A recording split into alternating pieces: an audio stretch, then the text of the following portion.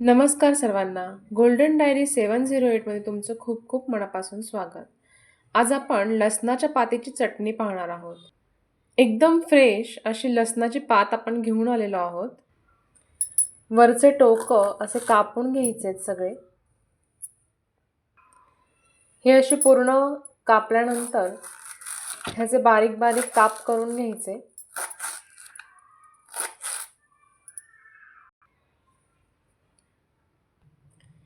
इथे आपण मिक्सरमध्ये टाकून घेतली आहे.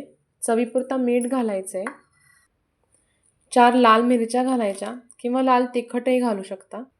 आता हे मिक्सरमध्ये फिरवून घ्यायचं. अशी बारीक वाटून झाली की आपण हिला एका वाटीत काढून घेऊया. आता ह्यात वरतून आपण तेल घालायचं.